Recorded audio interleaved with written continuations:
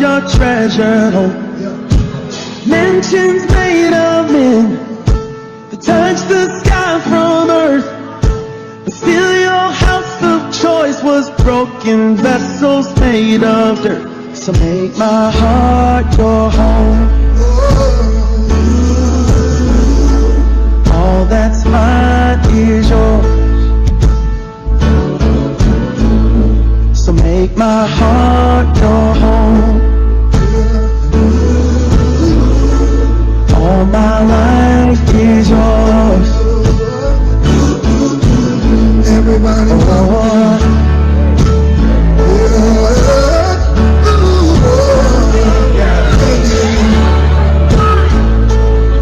we got something we want to say. Sit on this ass. What about the man in me? Say, he was born in a manger. What if I'm unclean and make him new? That's what I do. What if I'm far away? Hey, won't let go. He's knocking on the door.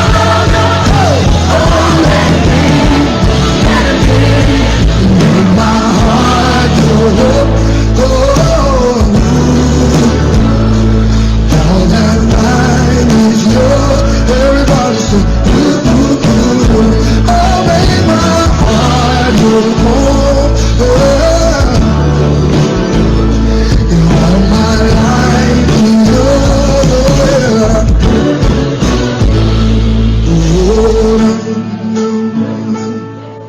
You can stay here a little while longer.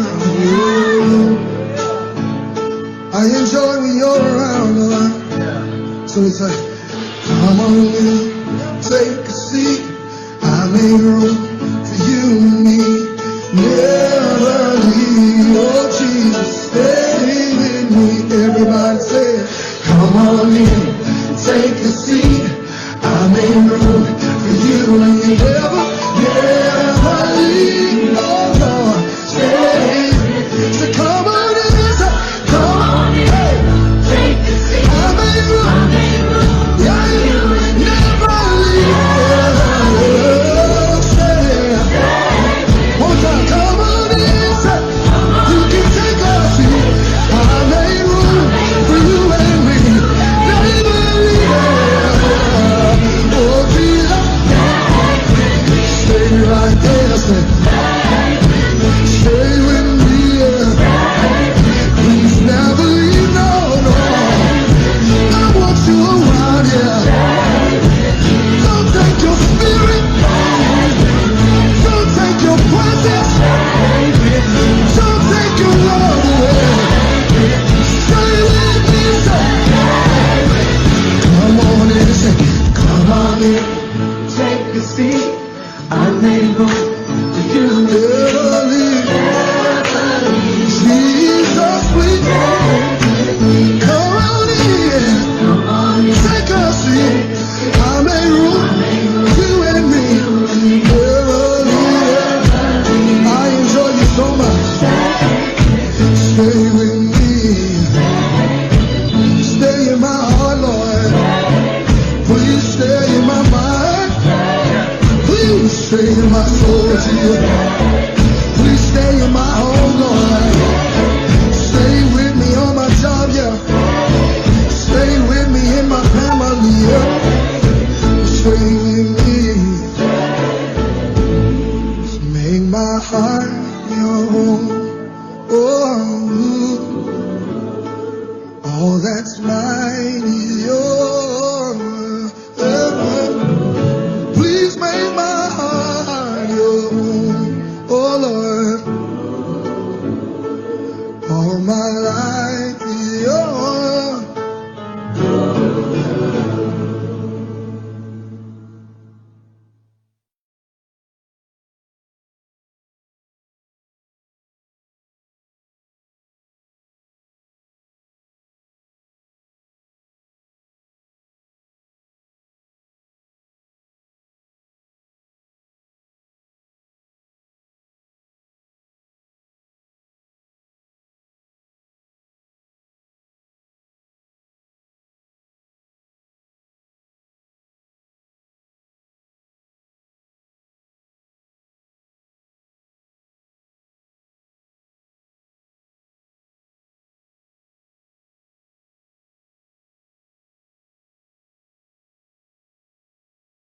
Magandang gabi po sa ating lahat. Welcome po sa ating lahat sa ating Wednesday discipleship class. At tayo po ay magsimula sa isang panalangin. Panginoon namin Diyos, kami ay lumalapit sa inyo at nagpapasalamat kami, Panginoon, sa pagsama niyo sa amin sa gabi nito. Lord, ang panalangin ko po, Panginoon, pangunahan niyo kami sa lahat ng amin pong pag-aaralan, pag-uusapan.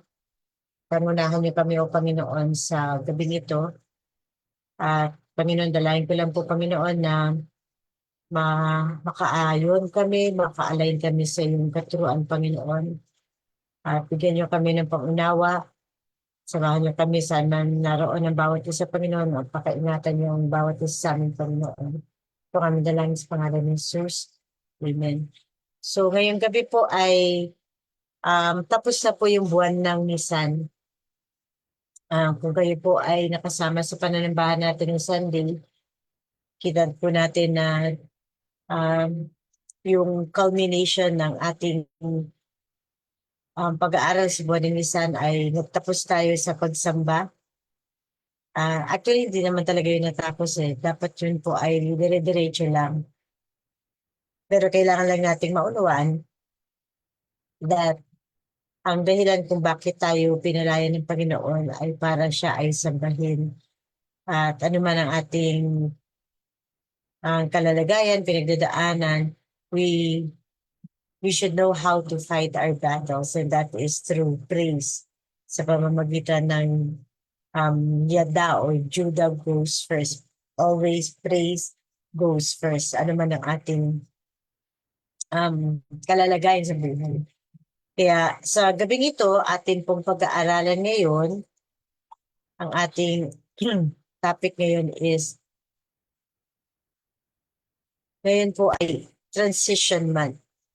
Transition season. At nasa isang panahon tayo na kung saan lumilipat o nagbabago. Kaya ang sabi diyan, we should get ready for a shift. Dapat handa tayo o maging handa tayo, magpakahanda tayo sa isang paglipat o sa isang transition, sa isang pagbabago. Yan po ang second month of ER. So, andyan po nakabilog. We are now in the second month of ER. Actually, this started yesterday. Okay?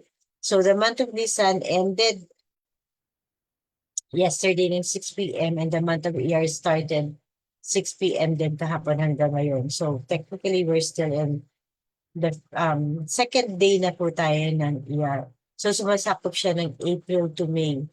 Magsimula siya April 29 at magtatapos itong May 27. So, we still have a month to study this, to see how God is working in this second month.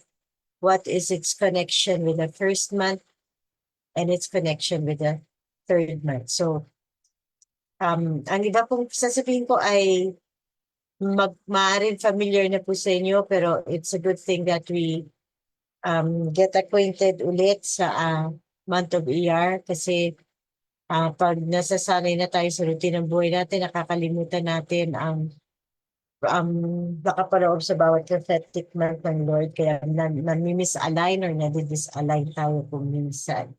So ano ba yung transition season? Pag-aralan natin, what is a transition? Anong ibig sabihin ng isang transition?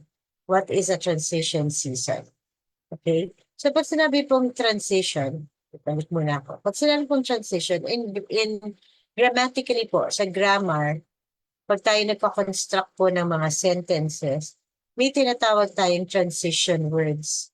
Okay? O mga salitang nagbibigay ng clue, pahiwatig sa kung ano ang maaring kasunod na idea na ating mababasa o isinusulat ng isang manunulat. So, transition words are like bridges. Kapag pinagawa tayo ng isang essay, hindi siya bulaklak lang ng isang essay. Kundi ang transition words, they help the readers interpret our ideas. So transitional words or phrases help us carry out our thoughts from one sentence to another or from one paragraph to another.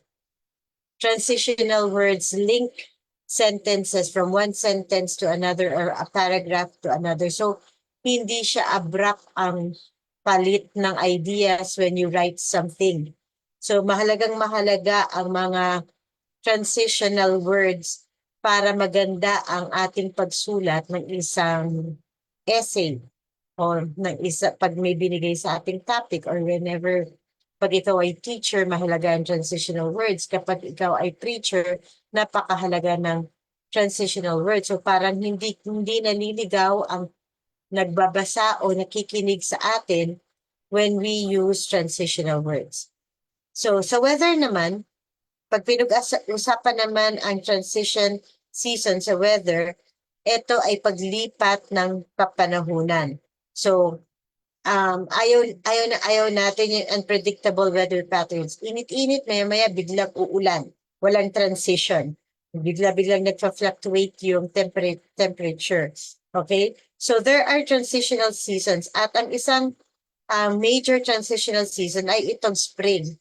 And the month of ER is in the spring season. So, ano yung spring season? It is from winter to summer. So, hindi galing ka sa lamig, biglang summer, biglang init. No.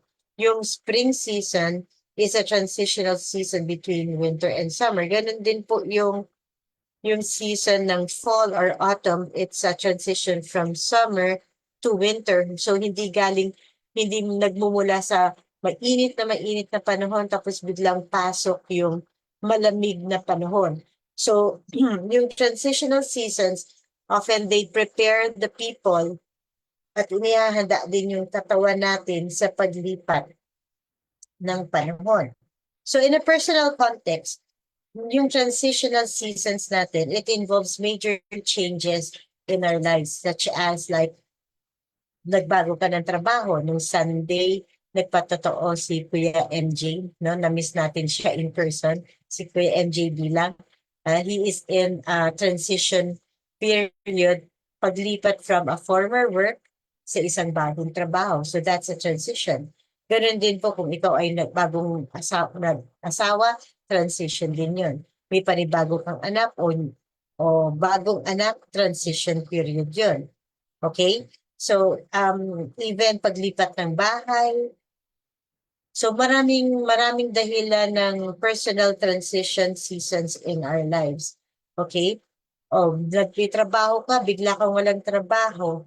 OFW ka, bigla kang namalagi sa Pilipinas. So, mga ganun pong transition. So, ganun din sa mag-aaral. From high school to college, junior to senior high, LM to elementary to high school, or kinder to grade 1. So, these are transitional seasons in a person's personal lives. But, yung transition po, it can bring stress, it can bring challenges, but these are also opportunities for growth and new experiences. Ang mahalaga po ay we recognize and we prepare for these transitions para maging smooth yung transition. So, naririnig natin yan, di ba? Pag kailangan smooth yung turnover or yung transition. So, a transition season refers to major changes such as relocating, starting a new job, or experiencing significant personal growth. Okay? So sabi nga natin, it can bring stress and challenges, but there are also opportunities for growth and new experiences. So we have to recognize and we have to prepare for these transitions. Why? When we are prepared and we recognize yung transitions in life natin, it can help us to navigate them more smoothly and maintain our focus and well-being. Kasi nakaka-stress minsan ng transition. Pag hindi smooth ang transition, pag biglaan, okay lang na gradual siya, slow but sure. It should be a gradual shift from one season to the next, hindi yung bigla-bigla. Okay? Kasi pag biglaan, o pag hindi tayo prepared o hindi tayo natuto sa transition season natin, naapektuhan ang ating mental health, yung ating well-being. So, dito pumapasok yung problema, yung stress, yung anxiety, nawawalan tayo ng focus. So, yung month of Iyar po is a transition season. So, let's see Israel's transition season in the Old Testament. So, makikita po natin dyan sa ating mga screens yung 3 spring months. The month of Nisan, the month of Iyar, and the month of Sivan. So, makikita po natin sa month of Nisan, ito po yung katapos lang natin pinag-aralan, yung Passover of the nation of Israel in Egypt. Pinalaya sila mula sa pagkaalisin. So, yun yung Nisan. Okay? Pero hindi doon natapos yun. Alam natin nakalaya sila, naka-crossover sila sa Red Sea. Pagdating sa Red Sea, actually doon palang nagsimula yung totoong battle. Okay? Kala natin natapos nung namatay ang army ni Pharaoh doon sa Red Sea nung nilaman sila ng Red Sea. No. The real battle, the real test ay nag-start after the crossover, after their spontaneous worship. Okay? So, ano ba yun? So, yung Passover is actually just the beginning of something na inihanda ng Diyos sa kanila na darating sa month of Sivan. So, ano ba nangyari sa month of Sivan? Ito yung Pentecost in Mount Sinai, or in the Old Testament, mas kilala siya sa tawag na Shavuot. Yung Shavuot, okay?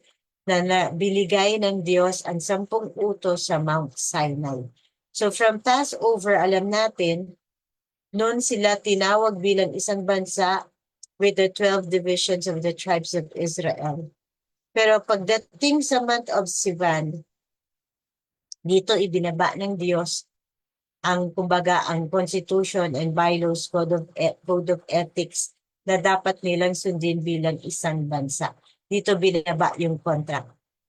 Dito talaga binaba yung pakikipagtipan ng Diyos during the month of Sivan, yung Shavuot, the giving of the law in the Old Testament. So itong month of Iyar, pag tiningnan natin, para siyang tahimik, walang major festival kasi yung Passover is a major feast. Yung Pentecost or Shavuot is also one of the major feasts. But in the month of Iyar, wala tayong makikitang major feast. But hindi ibig sabihin na ipagwawalang bahala natin kasi dito yung transition, dito inihanda ng Diyos, dito kinatagpo ng Diyos ang kanyang bansa bago ibinaba sa kanila ang kanyang mga utos. And also, during this transition season ng buwan ng Iyar, ito yung nababasa natin sa history as the nation of Israel. May tinatawag silang the counting of the Omer. Okay, ano ba yung Omer? O-M-E-R, hindi Omar, hindi yung pangalang Omar. So yung Omer, bago ko ikwento sa inyo, ano ba itong pagbibilang ng Omer? Ano ba yung Omer? Okay? Ang Omer is an ancient Hebrew unit of dry capacity. Okay, so ito ay timbang. Okay? Measurement of weight. Ang measurement of weight nito is Hebrew, it's EPHA, E-P-H-A-H. Ang equivalent po nito is liters or gallons. So yung bigat. Bigat ng alin? Bigat ng kanilang inihahandog. The sheaf of barley, naalala nyo, ng Nisan, yung paglaya nila, yung agriculture, pag-ani ng unang ani ng barley, they have to get a sheaf, isang bugkos, tapos iaalay nila, i-wave nila yun as their first fruit offering in the month of Nisan. Okay? So, tinitimbang yun. So, kinakount nila yun. Okay? Sa pagdating po sa Leviticus chapter 23, 15 to 16, sabi po dyan, from the day after the Passover Sabbath, the day you brought the omer of the wave offering, Sabi ng Diyos sa kanila, count of 7 full weeks. 7 full weeks. So 7 times 7, 49. Count of 50 days up to the day after the 7th Sabbath. So kailan nagsimula ang counting ng Omer? Okay? The day after yung second, yung wave ng pag-alay nila ng wave offering. So, nag-start po yun sa Nisan, nag-count sila sa Iyar hanggang Sivan. So, ang ika-50th day po ng counting ng Omer, yun po yung Day of Pentecost o yung Shavuot.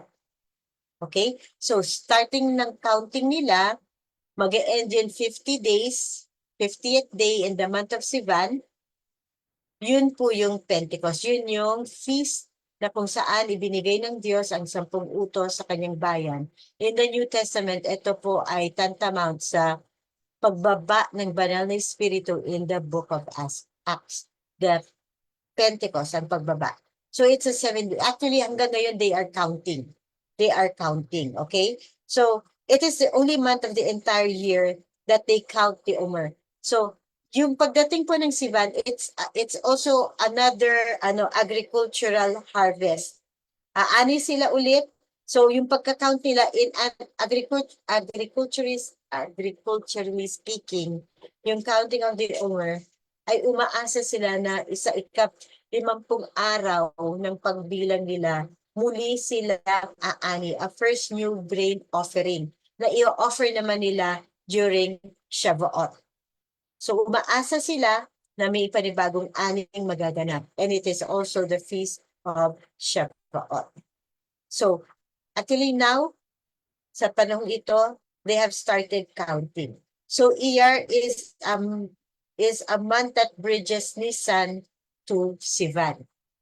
It's a month that bridges Nisan to Sivan.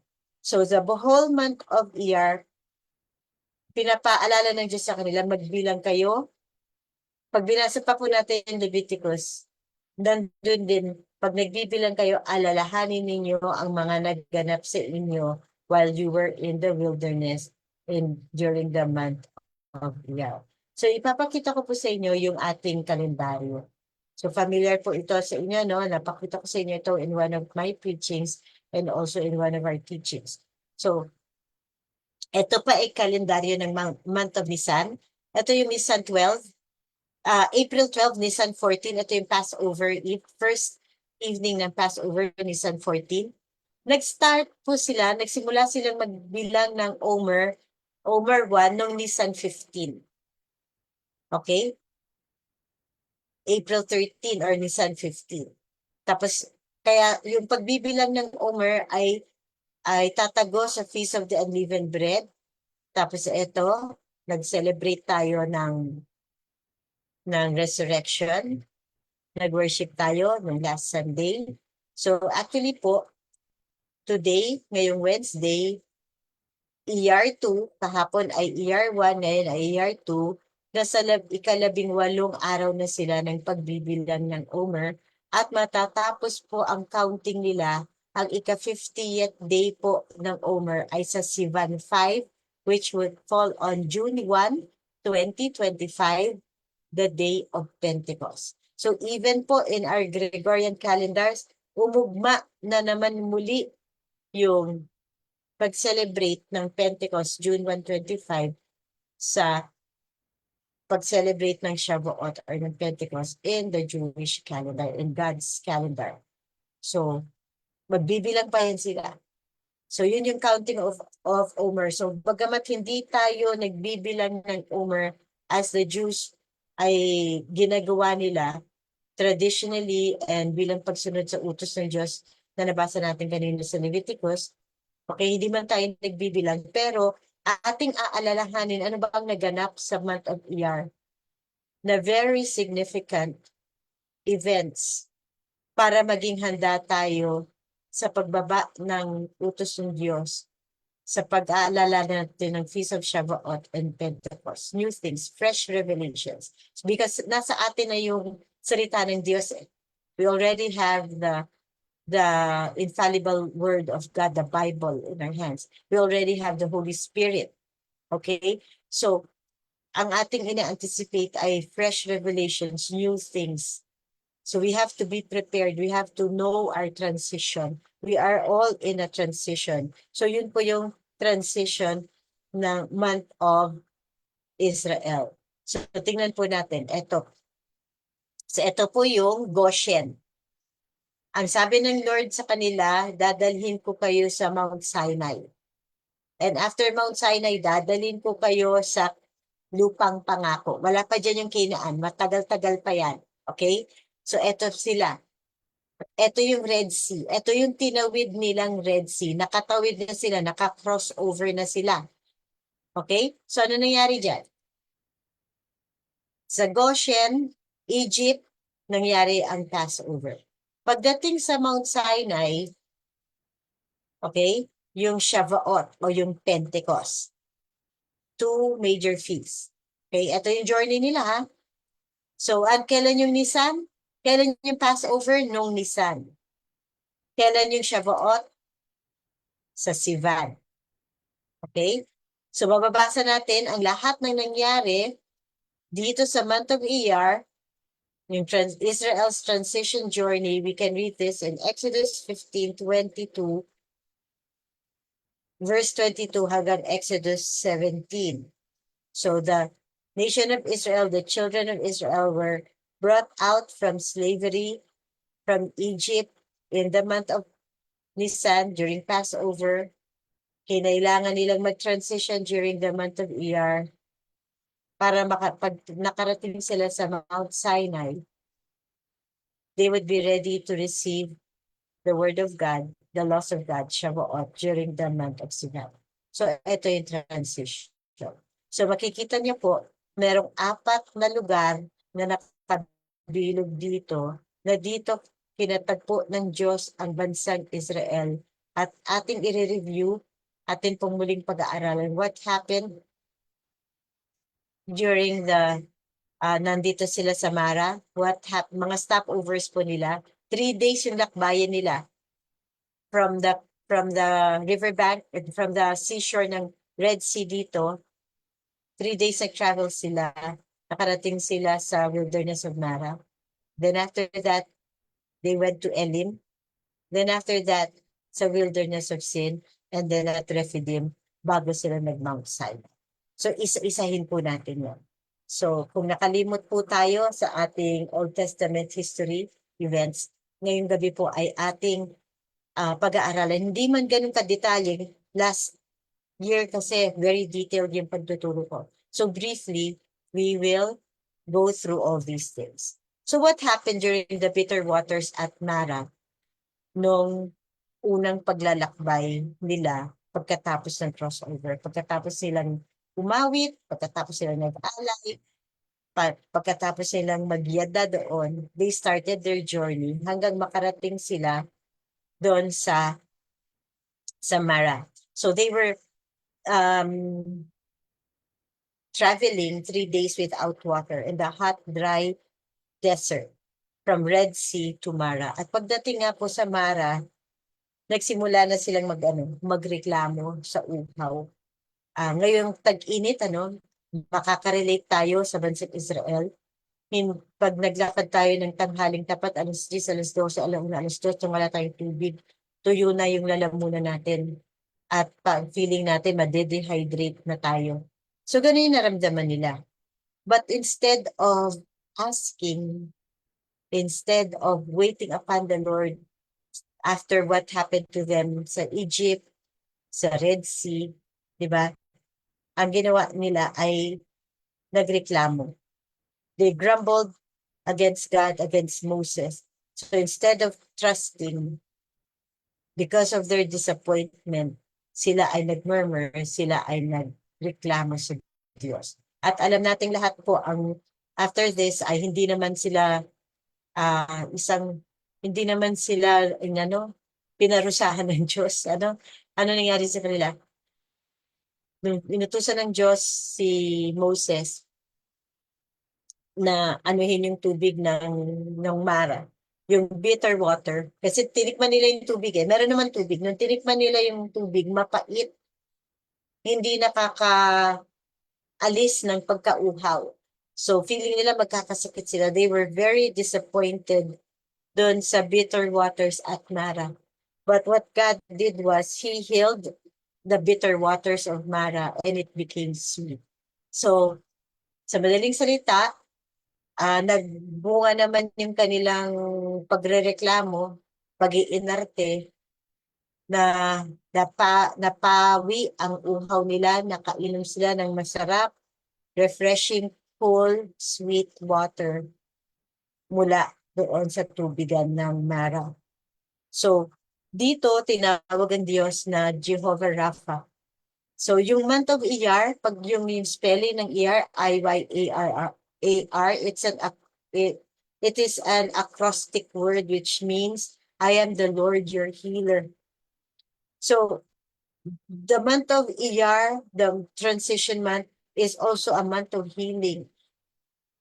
God will heal us of all our bitterness, physically, spiritually, even emotionally. So, the bitter waters at Mara, it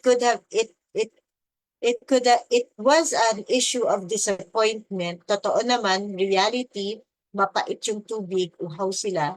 Real naman, real talk naman sila noon. But God encountered them. It became their place of healing. Mara became an encounter of healing. So pinakilala ng Diyos ang kanyang sarili sa bansang Israel that any bitter moment, that any bitter experience, any bitter situation in our lives, He is our God that could heal us of all the bitterness we are experiencing.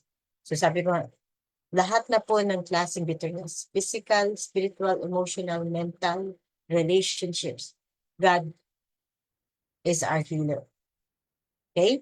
So naglakbay sila muli after the bitter waters at Mara. They came to the the springs of Elim. Okay? So dito naman sa Elim, it was an issue of ungratefulness. Why? Okay? Pagdating nila sa Elim, ay ang sarap ng feeling nila doon. Sabi sa Exodus 15 verse 27, then they came to Elim where there were 12 springs, 12 yung bukal. So para kayong namasyal sa gantong kainit na panahon, para ang sarap pumunta sa lugar na kung saan may ilog o may bukal na malamig ang tubig. Tapos hindi lang yun, sabi, there were 12 springs and there were 70 palm trees, so may shade. And they camped near the water. Their experience at Elim should have been an experience of renewal and strengthening physically.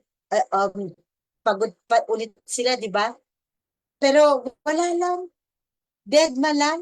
In-enjoy lang nila yung lugar, but walang appreciation sa Lord. Wala man lang, thank you Lord, dinala mo kami dito sa Springs of Elim para kami makapahinga, para ma-renew yung strength namin, para ma-refresh kami. Pero wala silang narinig sa Diyos. So, yung Elim, maganda man yung sitwasyon, it was an issue of ungratefulness. But Elim was an encounter of refreshing. Ganun din po sa buhay natin, no? Kalimitan ko po kapag maganda yung sitwasyon natin, maunawaan pa nga natin pag bitter yung situation. But whenever we are in a comfortable situation, a refreshing situation, or okay yung mga pinagdadaanan natin, sana naman maalala natin, sino ba yung Diyos who refreshes us? Sino ba yung ating Diyos who leads us beside still waters? Who is our shepherd? And instead of parang wapakels, ungrateful ka o deadma ka lang, okay? O hayahay yung buhay mo, nakalimot ka na kung sino yung Diyos mo. Ay, inintindi mo na lang na mag-enjoy. Okay? In-enjoy mo na lang, nakalimutan mo may matang nakatingin sa'yo at nadaantay ng pasasalamat mo o appreciation man lang. Sana hindi tayo makalipot. Hindi lang marinig ng Diyos ang mga tinig natin pag nagrereklamo tayo sa mga mapapait na karanasan natin sa buhay. Kundi marinig din ng Diyos ang tinig natin that we are being grateful when times of refreshing come, when there is a season of refreshing for us. So, during this season of transition ng Israel in the springs of Elim, God introduced Himself na siya ay nagbibigay. He is a good God that He gives good things in life. Okay? So, pinakita ng Diyos, pinakilala niya ang Diyos sa kanyang bansa sa ganitong aspect. So, yung sa bitter waters at Mara, pinakita ng Diyos siya ang Diyos na naghihimala, nagpapagaling ng any bitterness in our lives. And the springs of Elim, nagpapakilala siya na siya ang Diyos na nagre-refresh sa atin, ang Diyos na nagbibigay sa atin ng magagandang bagay. Then came what? Pagkatapos ito, dumating sila sa wilderness of sin. Yung sin dito ay hindi sin na kasalanan. Ito ay pangalan ng lugar. The desert of sin or the wilderness of sin. So, in this account, so journey po yun from Egypt to Mount Sinai. Okay, so these things happened during the month of Iyar. So it was in the wilderness of sin, it was an issue of lack. Naubos na po yung baon nilang pagkain. Naalala niyo po pagdating nung sila ay lumabas sa Egypt, ang utos sa kanila magbaon sila ng unleavened bread. So, pagdating po dito sa wilderness of sin, naubos na po yung kanilang bugong na dala-dala pa nila mula sa Egypt. Okay? So meron silang bugong na unleavened bread. Siguro nakapag-replenish sila ng tubig doon sa Elim. Pagdating dito sa wilderness of sin, sa desert of sin, naubos na yung kanilang pagkain. An issue of lack. And once again, imbis pwede ka namang mag-pray, pwede ka namang manalangin sa Diyos, pwede ka naman sa Diyos magsumbong, Lord, Yahweh, wala na kaming makakain. Baka mamatay na ang aming mga anak, baka mamatay na yung aming mga seniors, gutom na po kami, wala na kaming makakain sa mga susunod na araw. O pwede ka namang humingi. Pero ano ulit ang ginawa nila? Anong ginawa nila? Nagreklamong muli. As in, reklamo. Nag-grumble, nag-mumble, nag-complain, inaway si Moses, inaway si Aaron. Sana daw dunalaan sila ulit sa Egypt. Mga ganun, pag-iinarte. Ganun ang tao, no? Napakadali nating sumbatan ang Diyos o sumbatan ng mga tao. Napakadali nating bumigay. Kapag nakita natin ay yung tawag nila doon, tawag ni Pastor Norman, narinig ko doon kay Henry, mga lumang tao to. Pag pecha de peligro na, sabi, narinig ko una to kay Pastor Norman, pag pecha de peligro, yung tapos paubos na yung sweldo mo, hindi pa dumarating yung next sweldo mo. Sabi ni Henry sa akin to nung nakaraan, pecha de peligro, kaya wala na masyadong tao sa mall. Pag nakikita natin nauubos na yung bigas, nauubos na yung laman ng freezer, okay, wala pa yung sweldo mo, wala pang trabaho. Ano gagawin natin? Nagpapanik na. Kalimitan po ng tao, kahit nga anak ng Diyos, nagpapanik, nangungutang. Naku, ano ba na naman ito? Wala na naman akong pera. Wala na tayong maisasain. Wala na tayong maluluto. Wala na tayong pangganto. Wala na tayong pambayad. Uy, ganto. Uy, ganyan. Nang-aaway ka na ng tao dahil wala ka ng pera. Samantalang pwede naman tayong manalangin kasi nakikita ng Diyos ang ating pangangailangan. Sa kabila ng pagrereklamo, pag-iinarte na naman, panunumbat na naman ng bansang Israel, the wilderness of sin became an encounter of provision. Dito po, nag-provide ang Diyos ng mana. Yung tinapay na bumabagsak mula sa langit. Every morning, they are new. Walang takot sa, hindi ka dapat mag-leftover, hindi ka dapat mag-imbak. Kasi ang utos ng Diyos, ang kukunin mo, yung manna and quail, ang kukunin mo, ay yung sasapat lang sa'yo sa buong araw. Kasi kinabukasan, magpapaulan na naman ng Diyos ng kanyang pagkain na manna. Okay? So this happened during the month of Iyar when manna rained down from heaven. Diba? It's raining bread. Okay? Manna was not only a physical food, but it was also a spiritual food for them. Pagpapaalala sa kanya every day that God's mercy and grace are new every morning. Great is your faithfulness. God provides every day. Wala pa pong namamatay sa atin sa gutom sa kabila ng sandabakmak nating pagrereklamo sa buhay ng kawalan. Wala pa pong namamatay sa atin sa gutom. Sa halip, makikita po natin, pataba ng pataba, padami ng padami ang gamit. Tama po ba? Paaksaya tayo ng paaksaya ng pagkain. Hindi na nga natin tinuturuan ang ating mga anak ng pagpapahalaga sa mga biyayang natatanggap nila. Sa sobrang privilege na ng mga bata ngayon, hindi lang sa pagkain, kundi sa gamit, sa gadgets. Hindi na nila alam ang salitang how to value what they have. How to be grateful sa nagbibigay. So, hindi totoo may issue of lack. Ang totoo, ang issue natin, discontentment in life. Sa halip, ang Diyos nagpakilala pa rin sa kanila that He is the God who provides. So, the seemingly issue of lack became an encounter of provision of the God who provides.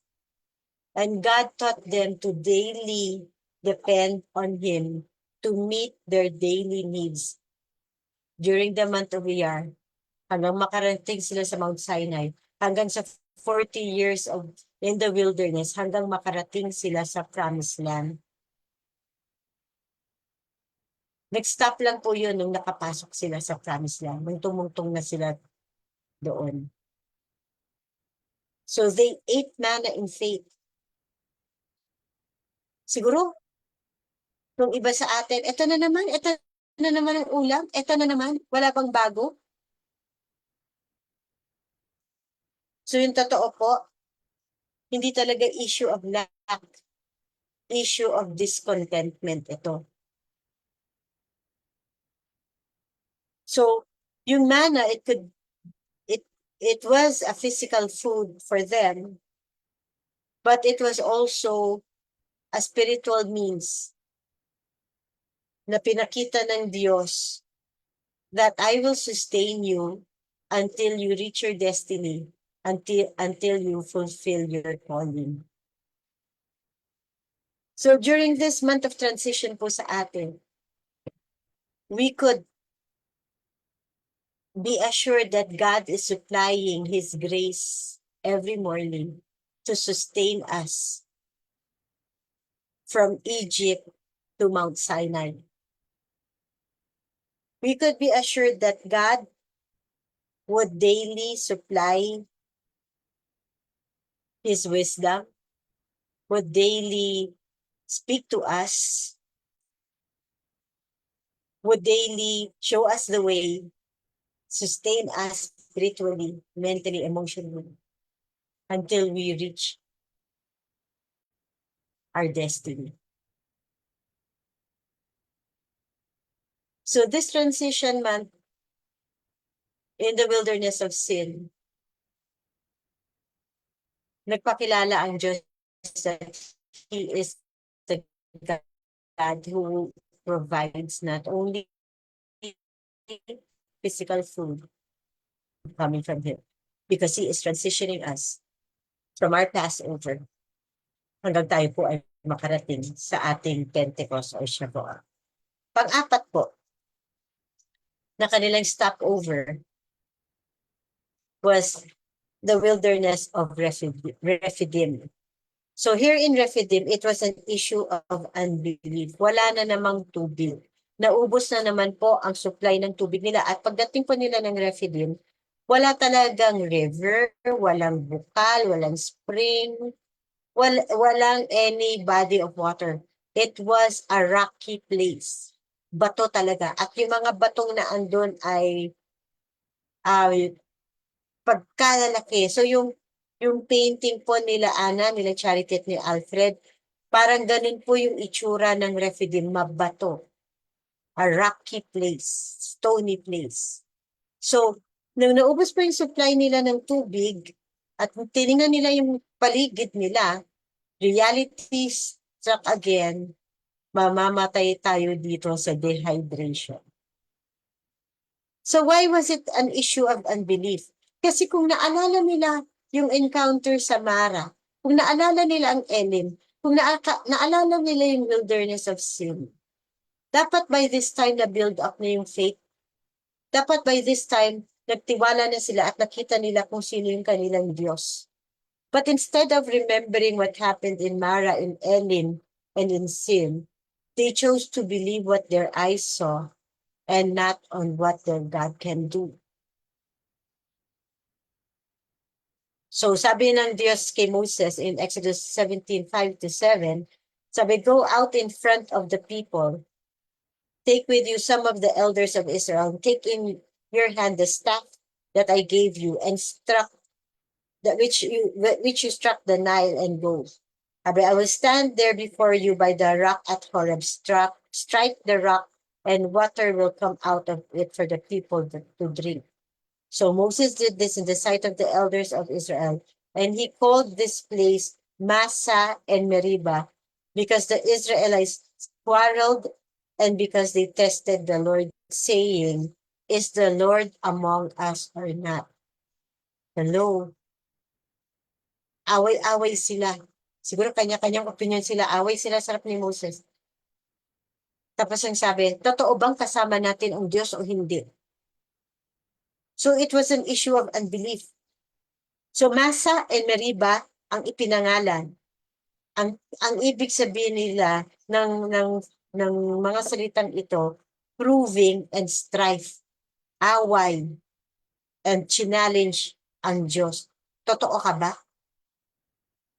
Totoo bang kasama ka namin? Totoo ka bang Diyos? So, sinong inaway nila? Ang totoong inaway nila ang Diyos. They not only questioned God, but they quarreled with God and they tested Him and challenged Him. At alam natin ang nangyari, when Moses struck the rock, water came out for people to drink. Okay, marami din po sa atin na para tayo nasa Rephidim. Pag tinignan natin na dry, rocky yung season natin, nasa transition tayo, parang walang nangyayari. We're stuck in a season, we're stuck in a dry season, or we're stuck in a cold season, parang na-freeze tayo. Parang pag tinignan natin yung sitwasyon natin, parang napag-iwanan na tayo, nahuhuli na ako. Instead of going back and remembering the goodness of God, the faithfulness of God sa atin in the past, aawayin natin ang Diyos. Questionin natin ang kapangyarihan niya. Questioning natin maging ang existence niya kung totoong meron Diyos. So Rephidim should be an encounter of faith. Dapat dito, kilala na sana dapat nila ang kanilang Diyos. At imbis na awayin, questionin, kung meron talagang Diyos, tatawag sila sa Diyos dapat. Ikalima po, yung doon pa rin tayo sa lugar ng Rephidim, sa wilderness of Rephidim. It was also an issue of vulnerability.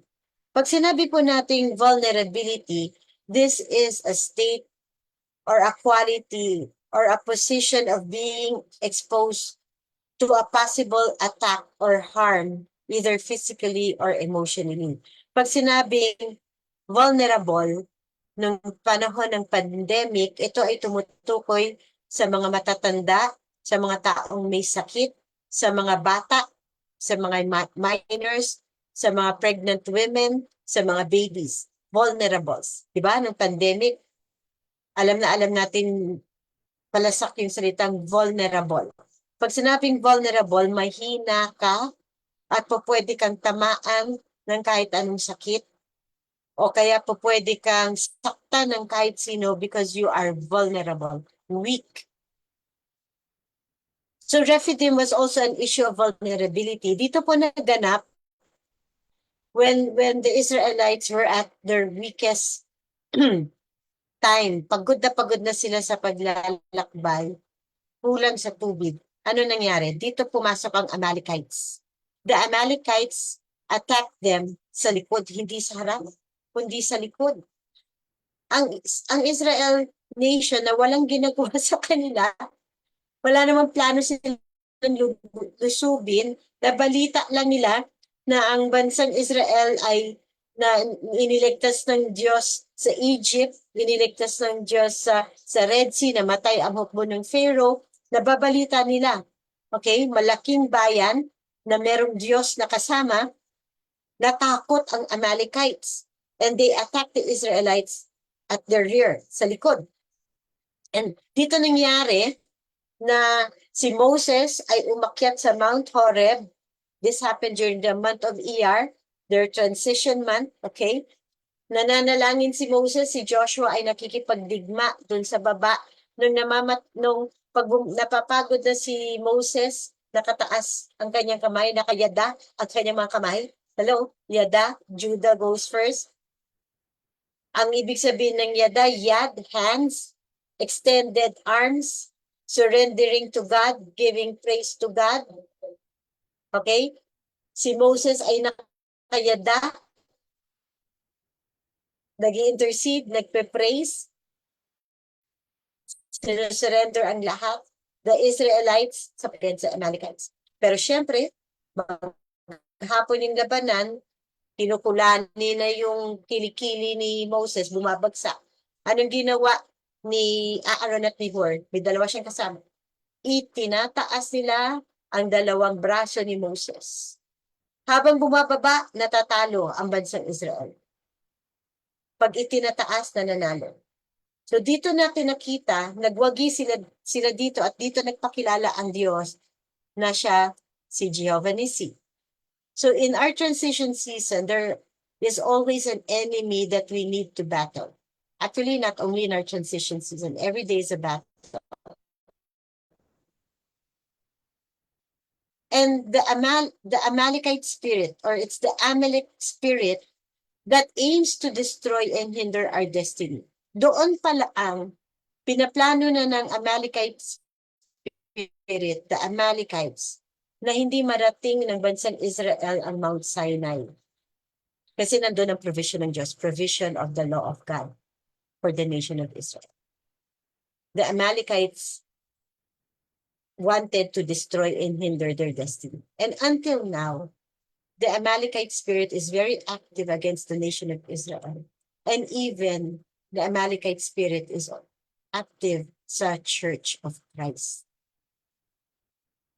So it aims to destroy and hinder the destiny of the Church of Jesus Christ. So the battle is not about today. The battle is about our identity and our future. So Rephidim became a place of victory. Nakita natin habang nakataas na kayada si Moses na tinutulungan ni Aaron at ni Hur. Na-defeat nila ang Amalekites. And God told himself, I am your banner of victory, Jehovah Nissi. So we should not let the enemy, the Amalek spirit, to destroy and hinder our destiny.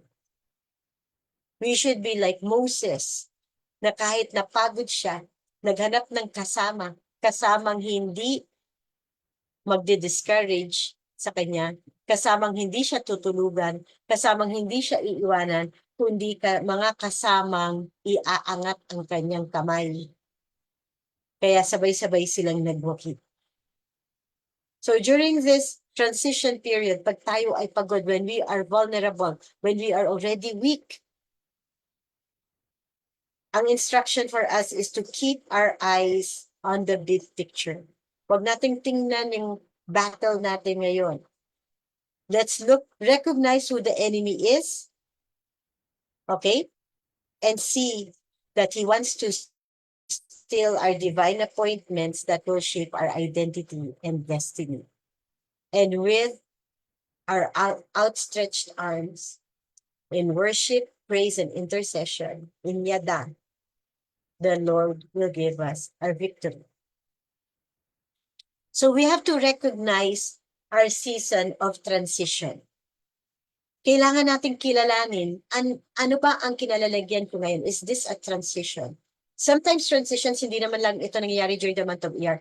Even in other months nangyayari ito. But we have to recognize if it is a transition. If it is a God-given transition or tayo lang ang nag-decide. Okay? So there is a time when God opens up doors of transition for us. But there is a risk. If we remain unaware of how He is moving, we will miss it. And the last thing that you want to do is miss the place of God, the place God wants you to be. So dapat alam natin if this is a God-given transition. And if it is a God-given transition, we have to know what God wants us to do during this transition time. Pag na-miss natin yun, pag hindi natin na-recognize yung season of transition ng Diyos sa paglalagay sa atin, we will miss how He is moving us, how He is changing us. These transitions can be challenging. They can be uncertain. They can be uncomfortable. And sometimes we feel that we are missing out on things or our time is running out. Pag nandun tayo sa transition, di ba? Naiinit tayo. Pakiramdam natin, nahuhuli tayo. And we may even wonder how long will we remain in this frozen state or in this dry season. Not all dry seasons are dry. They are just transition seasons. Not all frozen seasons are cold. They are just transition seasons. So marami po, na-miss na nila yung transition season nila. Nakapasok na ang iba, naka-receive na ng fresh revelation. Yung iba still wondering, nasaan na ba ako? Okay? At pag ganon, we will be stuck. Maiiwan tayo dun. Paikot-ikot lang tayo na parang wala tayong nararating sa wilderness. So we have to recognize our season of transition. So, what if this is God's way? Yung transition, no? Sometimes yung transition, it is God's way of preparing us or redirecting us to be where we need to be. Inaalis tayo ng Diyos, tama na dyan anak, dito ka na dapat. I will transition you from here to there. So, ang mahalaga po is that we should be hearing the voice of God. Because hearing the voice of God keeps us aligned in seasons of transition. Okay? When we actively listen and hear what God is saying, we will be on the right path. Pag tayo ay nakikinig at naririnig ang sinasabi ng Diyos, masasabi natin, we are on the right path. But during our season of transition, if we don't listen to God, if we don't call upon God, then we will miss everything. Maliligaw po tayo. Matatagalan po tayo sa transition season natin. Ang sabi po sa Proverbs 19:21, many plans are in a person's heart, but the Lord's decree will prevail. Okay? May plano ang Diyos sa buhay natin. Pag nasa transition season tayo, it is a preparation or redirection time for us. So, maaaring nakikita ng Diyos ang plano natin. Oops, teka, yung plano mo, hindi yan plano ko, plano mo yan. Pag dinerecho mo yan, maliligaw ka, mawawala ka sa sentro ng kalooban ko. So I have to take you out of that plan, out of your plan, bring you to this transition so that my decree, my plan will prevail in your life. Nagigets niyo po ba? So seasons of transition may be God's way of recalculating our steps. It is God's way of refining certain aspects of our lives para siyang fine-tuning before we can move forward. Kasi bakit? Kapag hindi natin mamipis natin yung nakalaan sa atin para sa day of Shavuot, sa day of Pentecost. So let's see. Ganito yung transition journey. Transition begins with a word from the Lord. Kailangan klaro natin marinig if God is transitioning us. He will give us a clear word. Let's not claim, oh, I'm in a transition season. Yung pala, sarili mo lang decision yun. You quit from a job kasi gusto mo lang, may nakaaway ka. Or ayaw mo na, bagot ka na. Okay? A transition should begin by receiving a word from the Lord. Okay? So, sinabi sa kanila sa Egypt, go. Let my people go. Go. And go to my mountain so that you will worship me. They received a word from the Lord. So, in the scripture, makikita natin, before transitioning, si Abraham nag-transition. Naka-receive siya ng word. Even in the New Testament, they received a word. So, ang problema nito, kung bingi na tayo, mahina ng pandinig natin sa boses ng Diyos. Kasi bakit? Distracted na tayo. Marami na tayong pinapakinggan iba. Wala na tayong time to read His Word. Wala na tayong time to pray. Wala na tayong time to hear from the Word of God. To hear from God Himself. Why? We are busy with many other things. Yung tenga natin, puno na ng maraming ibang boses. Tenga natin, wala nang filter kasi punong-puno na ito ng ingay ng ating mga pinapakinggan, pinapanood, binabrowse, ini-scroll. That's why, hindi na natin alam if this transition ay galing sa Diyos o hindi. Hindi na natin alam kung what season we are in. So it begins with a word from the Lord. Secondly, when we are in a transition season, makikita natin, God provides. God provides. Recognize the provisions that God provides. So, nag-quit ka ng job. Sabi nga ni Kuya MJ, God provided. Muntik ng hadlangan ng kaaway, di ba? May nakita sa x-ray, pinaulit-ulit sa kanya. But he prayed. And the next is clear. Natanggap siya. Yung iba naman, ba't walang provision? Kasi baka yung transition mo ay hindi mula sa Diyos. When we are in a transition journey, even if there is lack, okay, God provides. Hindi ka pagkukulangin ng Diyos. Hindi ka magwo-worry. Hindi ka nga ma-anxiety. Na-anxiety ako kasi wala na akong pera. Nag-aalala ako kasi bayarin na ng lahat ng bills. Ito lang yung perang hawak ko. You need not even to worry about it because you know that God provides. Okay? Not only that, when we are in a transition journey, transition provides opportunities. God not only provides physical and spiritual health provision, but even opportunities. Okay, fruitful opportunities. Mas mainam na pastulan ang ibibigay sa atin.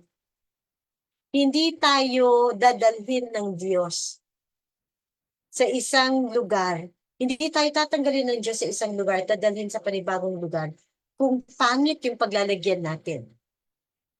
Palaging mas magandang opportunities ang nakalaan sa atin after a transition. Amen po ba? But we have to be sure that the transition that we are in ay galing sa Diyos. So God will never steer us wrong. Hindi tayo ililigaw ng Diyos.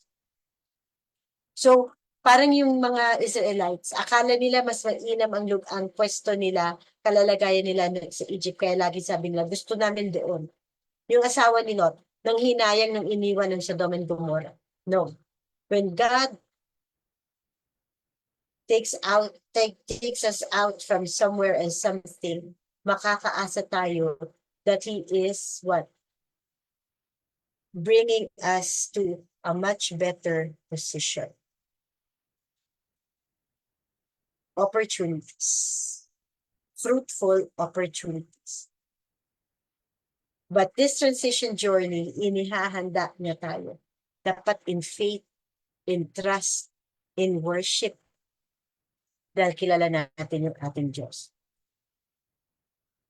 Pang-apat, in this transition journey, you have to be careful kung kanino ka nakikipag-relate. Who are the people you are talking to? You have to seek wise counsel in your transition. Sugo ba to ng Diyos? Ang mga taong ito ba ay sugo ng Diyos o sugo ng kaaway? Para iligaw ka. Para hindi mo ma-reach yung promised land mo. Be careful. Moses was careful. Meron siyang aaron, meron siyang word na nagtaas ng kanyang kamay. Kapag ang ating mga kinausap na tao, hiningan ng payo, or the people we transact with, ay hindi galing sa Diyos. Mga kapatid, huwag ka nang magtaka kung magpapaikot-ikot ka lang sa wilderness. Seek wise counsel in your transition. People who would really pray for you, people who would really usher you into your destiny, people who would bring out the best in you, not the worst or the bad in you.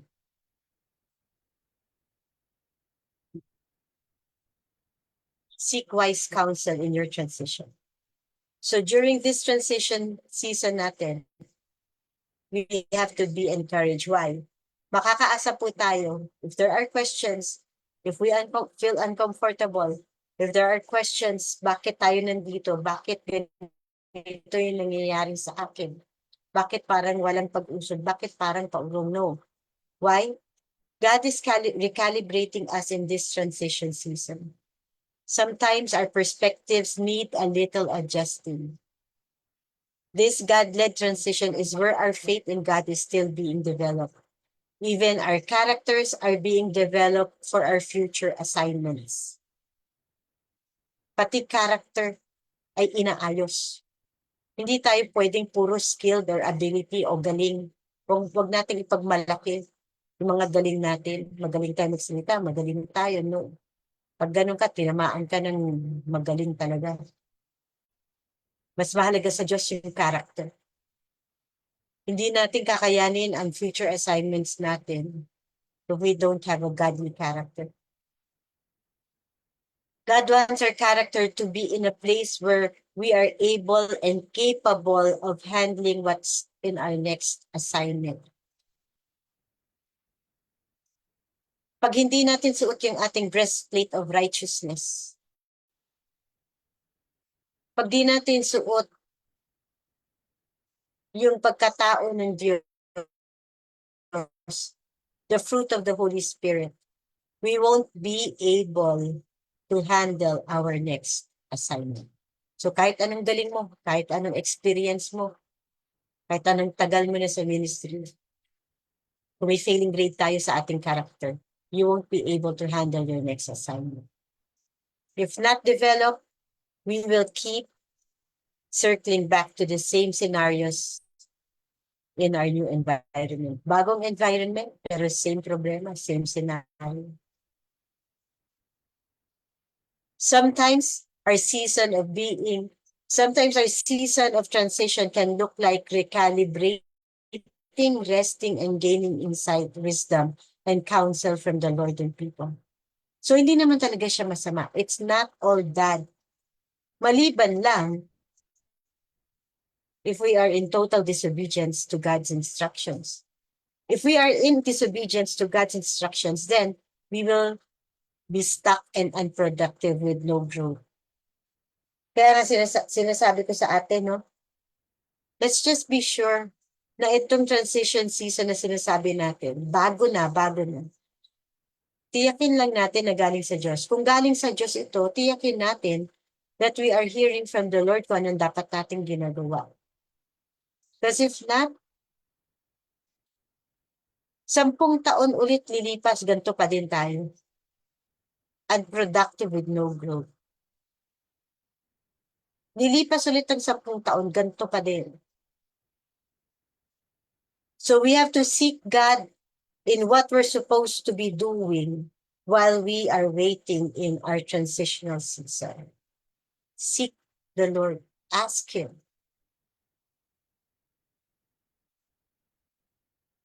Transitions in life do not necessarily indicate that we are unstable. Sometimes we feel as if we are outside of God's purpose when transitioning. When we're going through a shift, then the more we need to pray and seek God's guidance. It's important to be patient and cautious during these times to make sure that we are making the right decisions for ourselves and for those around us. Buti sana kung tayo lang ang nadadamay pag mali ang decision natin. No. But oftentimes when we make a wrong decision, because we don't seek God and we are not cautious, maraming nadadamay, even the people around us. We have to trust in God's plan, and we have to have faith that He will guide us on the right path. Though seasons of transition can be unpleasant because of the unknowns, uncertainties, but they are surely opportunities for growth and change. So kung sure naman tayo that this is a God-given transition, uncomfortable man, nakakatakot man, uncertain man, unknown yung ating papasukin bago, but you know it is from God, kalma ka lang, kapatid. Because this is an opportunity for growth and change. And God will equip us to move forward into this new season. There must be a shift from an old season to a new season of faith. So this is the season that God is refracting our spiritual eyes. So para tayong pumunta sa optometrist, papasuka tayo ng mata kasi yung salamin natin ay malabo pa din ang pananaw natin, malabo na yung mata natin. So a transition season is a season that God is refracting our spiritual eyes. So we can see clearly the people, the places, and the spaces we've been ordained to encounter. So merong God-ordained people in this transition season. May God-ordained place, God-ordained space. At may encounter lang natin yon if we can see clearly the ways of God. So, huwag tayong mainip because God has a timeline for us all. And it is our duty during this transition time, it is our duty to yada, to pray, surrender, and battle like Moses so that we could see and find what He has for us. So let's learn more of who God is during this transition month so we could be prepared for a fresh outpouring. Mga kapatid, ang hamon sa atin, get ready for your shift. Get ready and be ready for our shift. This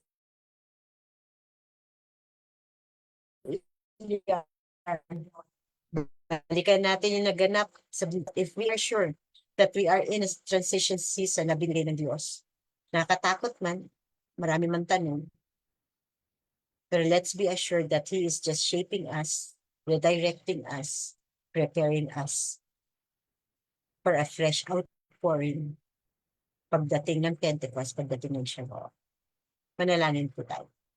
Panginoon, salamat pong muli sa gabing ito. Thank you, Lord, for your word. Thank you for this new month of ER. Thank you for reminding us of who you are. And Lord, I just pray that you would give us faith, patience, gratefulness, trust.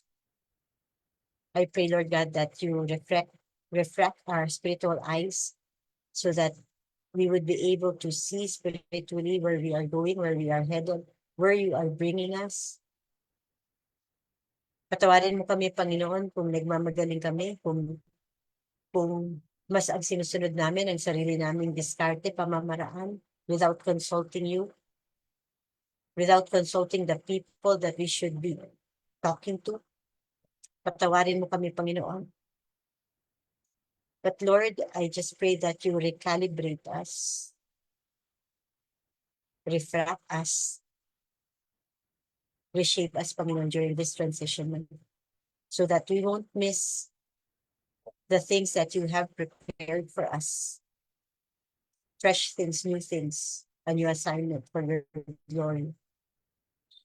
Ihanda mo kami, Panginoon, for this shift that is going to happen to us. In Jesus' name we pray. Amen. So magandang gabi po sa ating lahat at palain po tayo ng Panginoon sa gabi nito at sa mga susunod na araw. Shalom, shalom.